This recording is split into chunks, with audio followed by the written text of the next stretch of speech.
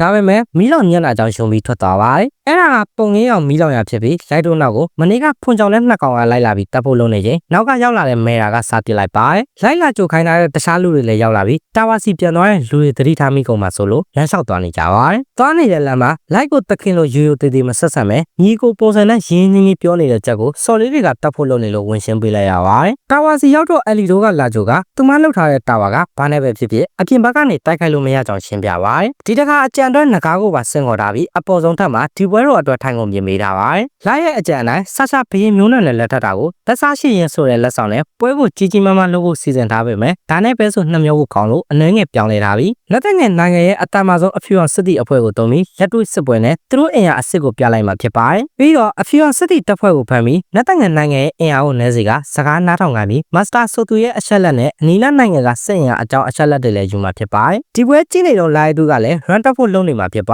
တယ်အစီအစဉ်တိုင်းဖြစ်ဖို့ကျောင်းမရဲ့လောက်ကမှုနဲ့ဆာရှာကိုဒီလာအောင်လုပ်ထားပြီးအဖြူအောင်စစ်တီတွေပါပြန်ခေါ်လာအောင်ငကားမမြင်အောင်ပြလိုက်ပါတယ်ဒါကယ်လီစီဇန်ရဲ့အတွေ့အကြုံရဲ့အတမဆုံးသူတွေနဲ့လက်သက်ငယ်နိုင်ငံကအတမဆုံးသူတွေရှာကြမဲ့ဖျော်ဖြေပွဲကြီးဖြစ်ပါတယ်ဆာရှာလည်း level 1000 monster တွေအပြင်နိုင်ငံပျက်စီးနိုင်တဲ့ငကားပါရှိကြောင်းပြပြတော့အဖြူအောင်စစ်တီအဖွဲ့ကလည်းငကားကိုမဖြစ်မနေရှင်းဖို့ဖြစ်လာပါတယ်လိုက်ကိုတက်ရှင်နေတာကြောင့်တကြီးစီမှာအဖြူအောင်အဖွဲ့ရဲ့ပေါင်ဝင်တောင်းလိုက်ပြီးဆာရှာအဆင့်နဲ့ဆိုအရှုပ်ထုတ်ပဲဖြစ်နေမှာကြောင့်အဖေဖြစ်သူစီကပစ္စည်းတစ်ခုငှားသွားဖို့အကြံပေးလိုက်ပါတယ်လိုက်တို့အစီအစဉ်ကြောင့်ဆာရှာတို့ကရှော့ရှုံးမှုပဲတာဝါစီရောက်လာကြပြီးသူတို့ပြင်းမက dragon ဖြစ်တာကြောင့်အလကားတိုက်ခိုက်မှုတွေကိုရှောင်ရှားဖို့ level 1000 monster တွေကိုခန့်ထားတဲ့စွန့်စားရေးသမားတွေကအာရုံလွှဲလိုက်ကြပါတယ်ခေါင်းဆောင်ကအထဲဝင်ကိုဘာသာမှမကြားရအောင်သူ့ရဲ့ silent အစွမ်းသုံးဝင်လိုက်ပြီးတနေရာရောက်တော့မော်ဆော့ဝိုင်းတစ်ခုကြောင့်လူစုကွက်ခံလိုက်ရပါတယ်အားလုံးရဲ့လှုပ်ရှားမှုတွေကိုလိုက်တို့ကဖျော်ဖြေပွဲသဘောနဲ့ကြည့်နေပြီးနေရာနဲ့ကီယာတို့ဘက်ကို IC နဲ့မေယာတို့ကတာဝန်ယူရပါတယ်နာဘူးကောင်ရှားဘက်စီကိုတော့စူစူတာဝန်ကြပြီးမြင်းမြင်းချင်းဖွင့်ကြပဲမဲ့စကားနဲ့စူစူအစားစကားပြောတဲ့တနက်လောကမင်းကသူ့သဘောကျတဲ့ပုံစံမဟုတ်ပဲ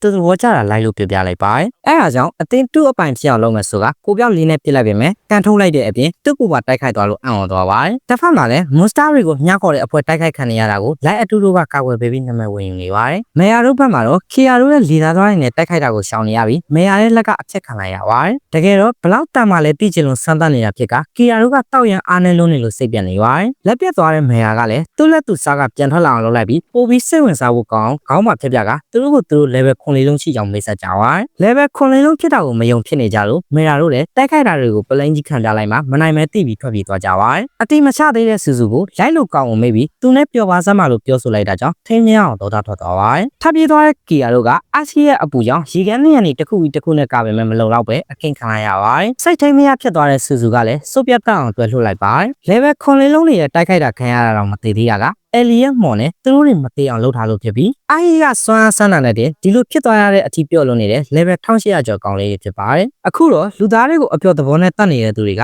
ဝစ်ပြက်နေလာပြီဖြစ်ပါတယ်မက်ဆီကျဲရောက်လာပြီးသူ့ level 9လေးလုံးရှိကြောင်ပြောပြပေးမယ်မယုံလို့တိုက်ကြည့်ပြီးမနိုင်တဲ့အခါသူ့ friend နဲ့သူ့နိုင်ငံအပြင်လူတွေအများကြီးကိုကဲမဲ့သူ့လိုလူကမရှုံးနိုင်ဘူးလို့ပြောနေပါတယ်ဒါပေမဲ့သူပြောတဲ့ကဲမဲ့ဆိုတာကလူသားလိုမျိုးပါရမီမရှိတဲ့လူတွေကိုဒီတက်ပိုရှင်သမ်းပြီးနာကျင်စေရတဲ့မျိုးတုံးဖြစ်ရှင်နေတဲ့ယူးကြောင်ကြောင်ကဖြစ်ပါတယ်အားလုံးကိုကဲမဲ့ဆိုတဲ့စိတ်ပြည့်စင်ပြီးအစွမ်းကုန်တိုက်ခိုက်ဖို့ပြင်နေတာကြောင့်လေးစားတဲ့အနေနဲ့ချက်က level ကွာရှမှအာမနာအစွမ်းကုန်ပြန်တိုက်ခိုက်ပြီးလို့မရှုမလှရှုံသွားရပါတယ် level 3000လောက်ရှိတဲ့ဟာဒီဘက်မှာတော့နာဇူနာနဲ့တွေ့ကြရပါတယ်ဆရာသမားကမင်းဘလောက်စွမ်းငါးလောက်တော့မစွမ်းနိုင်ပါဘူးထင်နေတော့ဒါတစ်ချက်နဲ့မှောက်သွားရပါတယ်ဒါပေမဲ့အလီကြောင့်မသေးသွားပဲသူ့ဘာသူကူးတာပြီးပြန်ထားလာကဆိုင်းလန့်ကိုတုံးလိုက်ပါတယ်ဒီအစွမ်းကပြန်ပဲရဲ့စွမ်းအားကိုရှော့ချပေးတဲ့အပြင်ပြန်ပဲရဲ့စွမ်းအားကိုယူပြီးသူ့ကိုပူကျန်းလာစေတာကြောင့်လက်ရည်တူတိုက်ခိုက်မှလာလို့ထင်ထားပေမဲ့ဘာမှတော့ပြန်မလုပ်လိုက်နိုင်ပဲလက်တီတစ်ချက်တည်းနဲ့ပွဲသိမ်းသွားပါတယ်ဆာရှာတို့ကိုအခမ်းမှာကလိုက်တို့ဖြစ်ပြီးလိုက်ကဘာမှမပြောင်းလဲသွားတာကြောင့်ဆာရှာလည်းတအားထိတ်ရန်သွားပါတယ်သူဘလို့အသက်ရှင်ကလေးနဲ့ဒီတာဝါကိုမင်းအတွက်ပြင်ပေးထားလို့ပြောတဲ့အခါလင်ဖြစ်သူကအားရပါရကျေလိုက်ပြီးလိုက်လို့ငဝီလေးကိုရှင်းပြက